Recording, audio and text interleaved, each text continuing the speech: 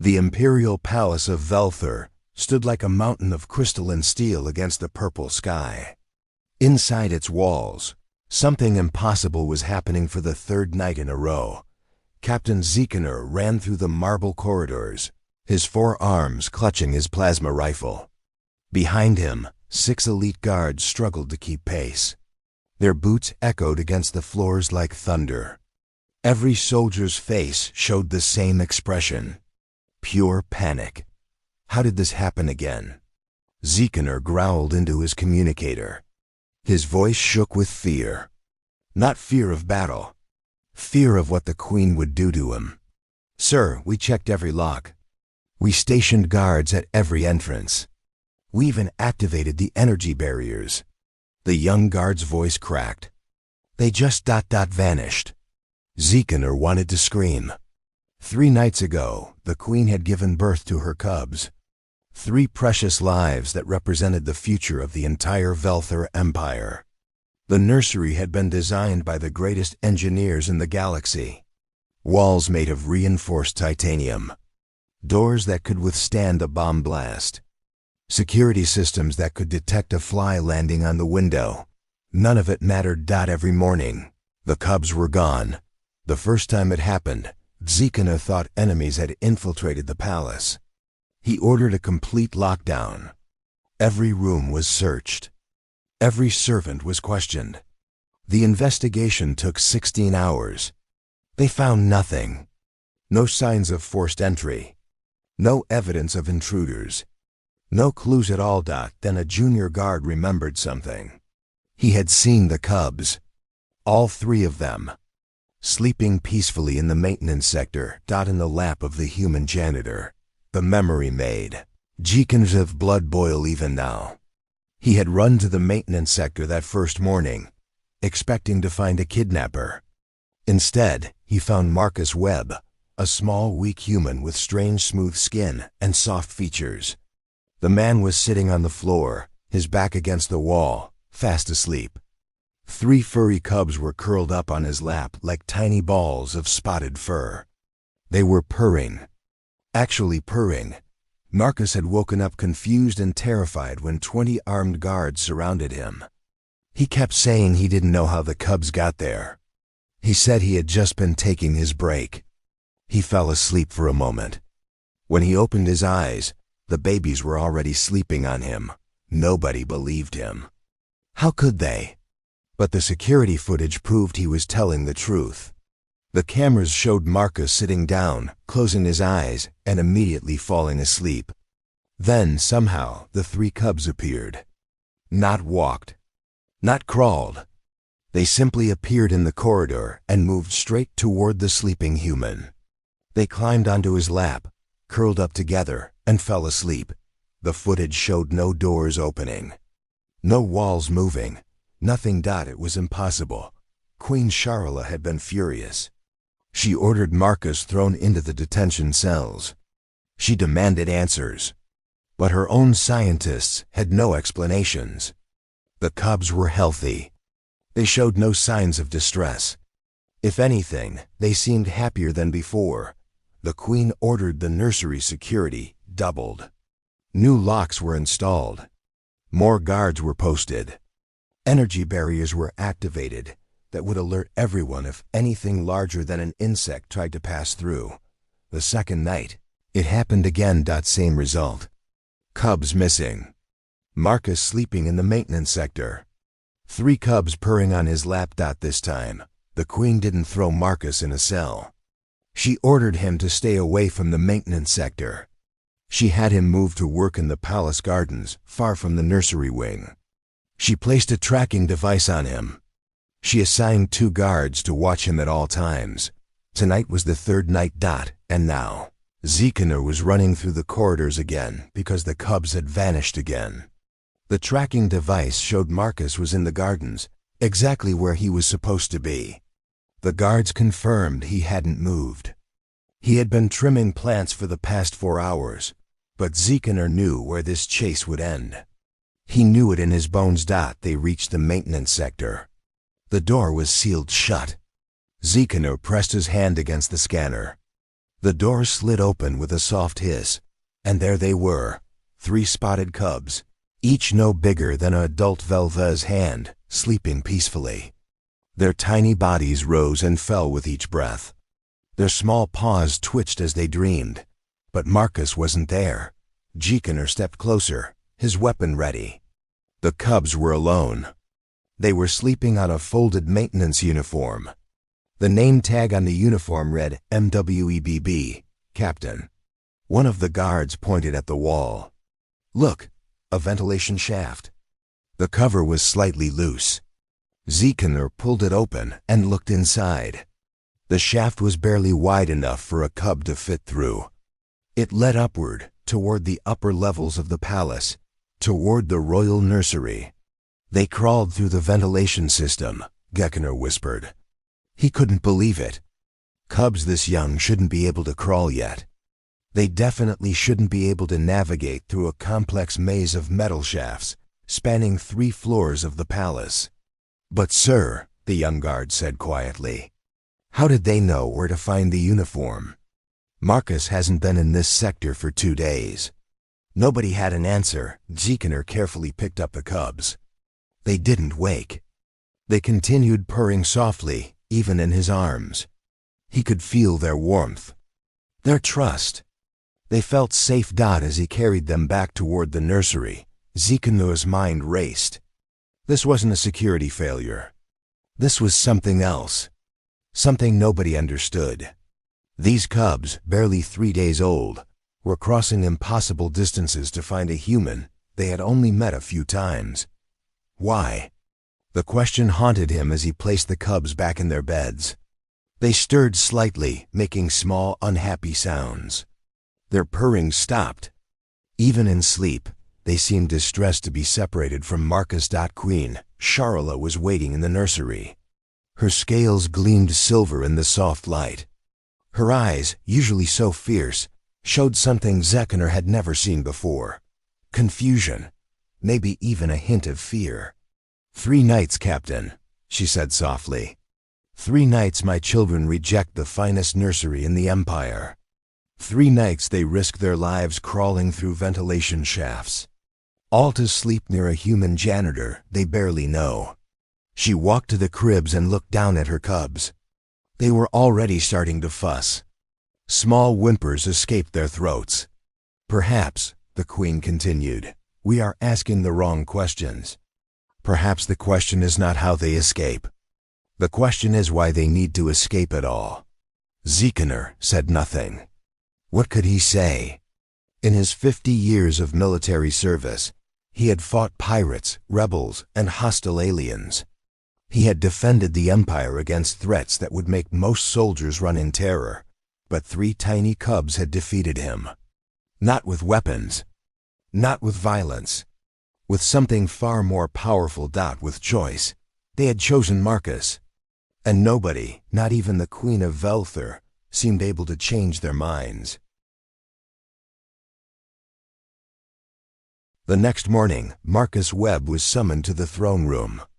2 royal guards escorted him through the palace. Their faces showed no emotion, but Marcus could feel his heart pounding in his chest. He had worked at the imperial palace for 6 months. In all that time, he had never been this deep inside the building. The throne room was massive. The ceiling stretched so high that Marcus couldn't see the top. Pillars of polished stone lined the walls.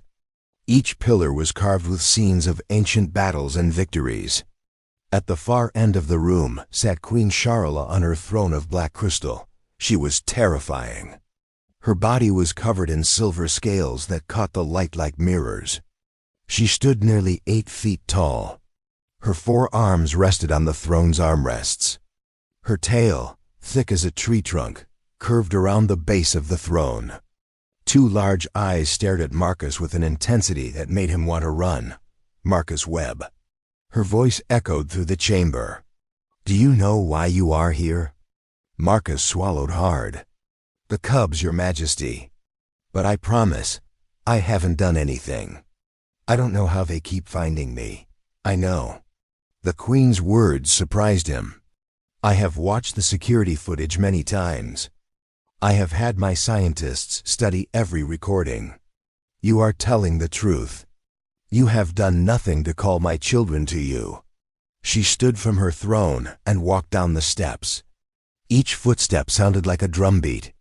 She stopped a few feet from Marcus. Up close, she was even more intimidating. "My children are 3 days old," she said quietly. "They should not be able to leave their beds. They should not be able to crawl. They certainly should not be able to navigate through ventilation shafts across 3 floors of this palace. Yet they do. Every night. To reach you." Marcus didn't know what to say. He kept his eyes on the floor. "Last night, we placed them back in their cribs," the Queen continued. "They cried for 2 hours. Nothing we did could comfort them. No amount of food. No toys, no songs. They simply cried and cried until they exhausted themselves and fell asleep. This morning, they are weak. They barely eat. The royal physicians are concerned." She paused. Marcus could hear her breathing. It sounded like wind through a cave. "Tell me, human, what did you do to my children?" "Nothing, Your Majesty." Marcus finally looked up. "I swear. The first time, I was just taking my break. I sat down for a moment. I closed my eyes. When I woke up, they were there. I didn't even hear them coming. They were just suddenly there, sleeping on me. And you felt nothing? No strange sensations? No unusual thoughts?" Marcus thought back to those moments. I felt peaceful. Really peaceful. Like I hadn't felt in years.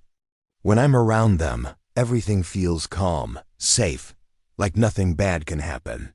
The Queen's eyes widened slightly. "Calm? Safe?" "Yes, Your Majesty." She turned away from him and walked toward the windows. The morning sun cast long shadows across the floor. For several minutes, she said nothing. Marcus stood frozen, unsure if he should speak or stay silent. "Captain Janitor," the Queen finally called out. The captain emerged from a side door. "Bring me the human's file." Janitor handed her a data tablet. The Queen read through it quickly. Her expression changed as she read, surprise, then understanding, then something that might have been sadness. "Marcus Webb," she read aloud. "Age 32. Former combat medic. Earth Defense Force. Served in the frontier wars for 8 years. Honorable discharge after suffering severe trauma.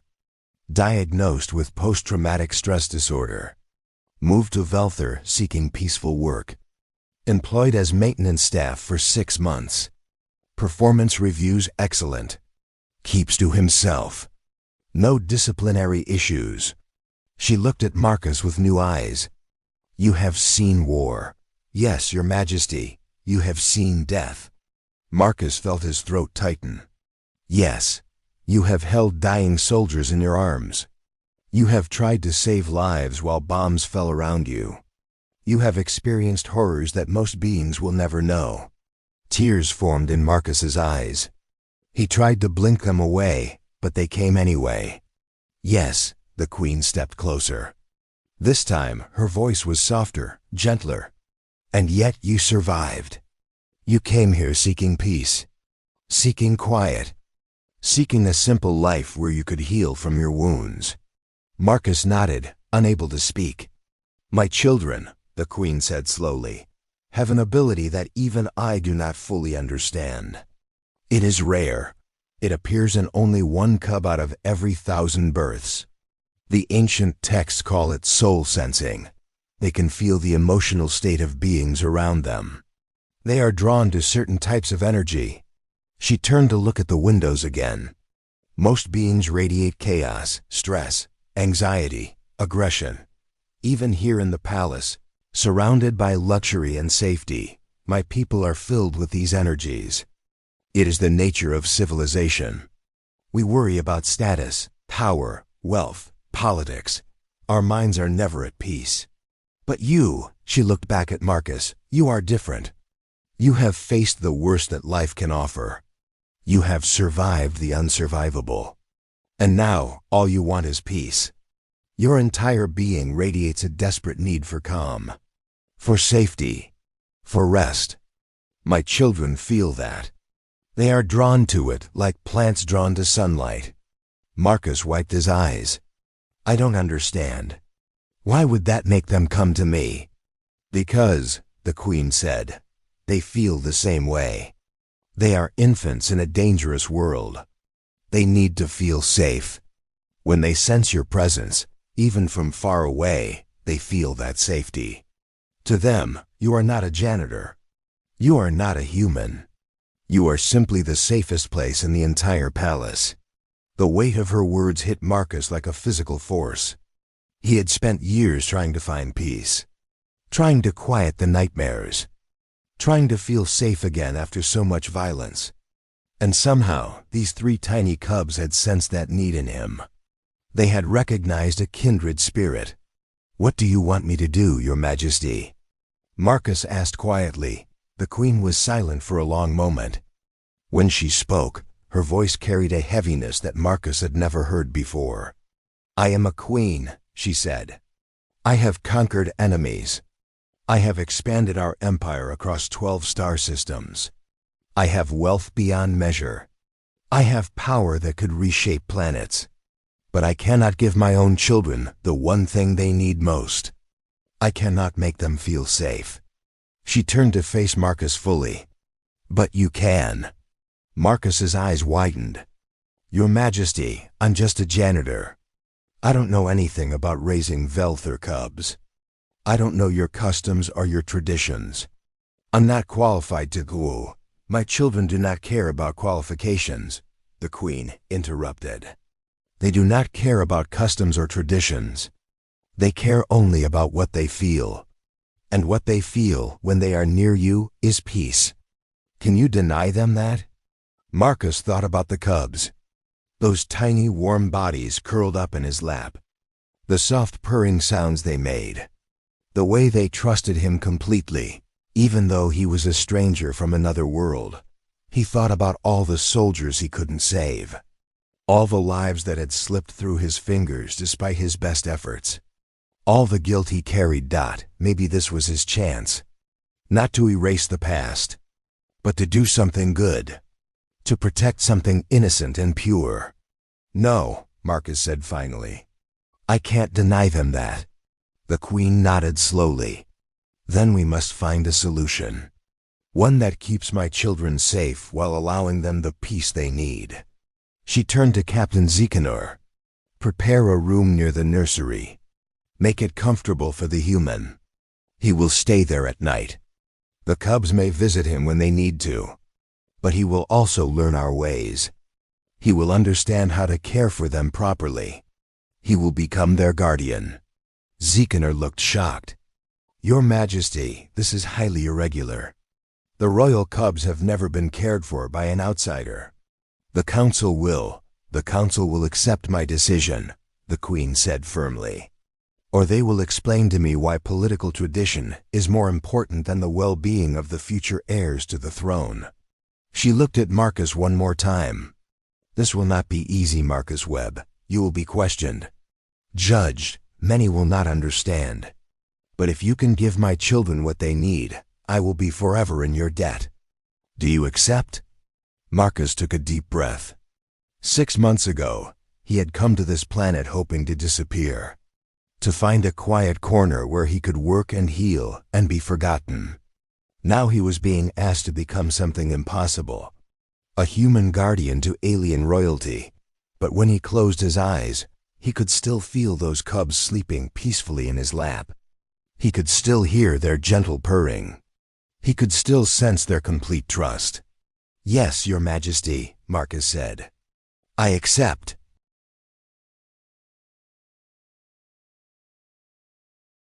Three months passed like a dream. Marcus never expected to live. His new room was located in the east wing of the palace, just down the corridor from the royal nursery. It was larger than any place he had ever lived. Soft carpets covered the floor. Large windows looked out over the palace gardens. A comfortable bed sat in one corner. But Marcus rarely used it. Most nights, he slept on the floor. The cubs preferred it that way. Their names were Kira, Shen, and Talo. Kira was the smallest but the bravest. She was always the first to explore new things.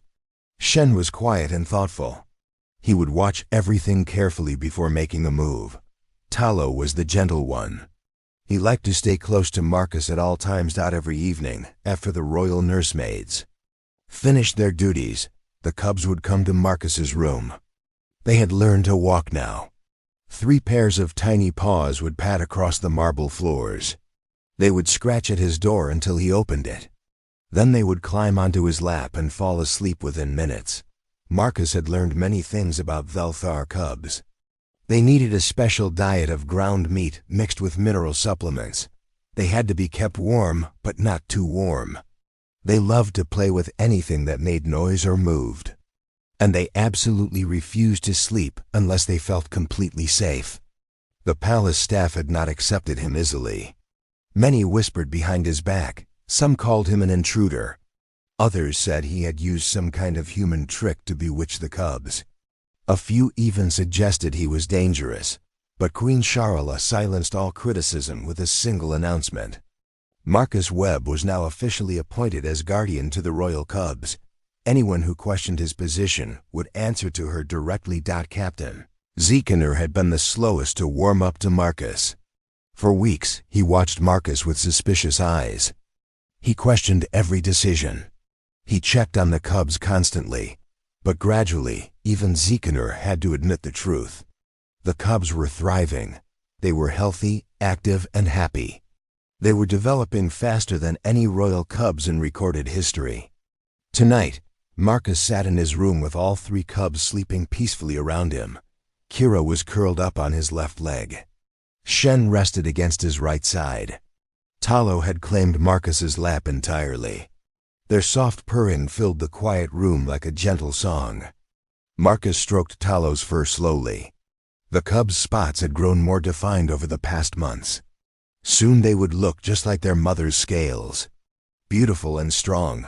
A soft knock came at the door. Marcus looked up, careful not to disturb the cubs. "Come in," Queen Charlotte entered. She moved silently despite her size. She had visited often over the past months. At first, Marcus had been terrified each time. But he had learned that the queen was not as fearsome as she appeared. At least not when it came to her children. "They are sleeping well," she observed, sitting in a chair across from Marcus. Her voice was barely a whisper. "They always do," Marcus replied.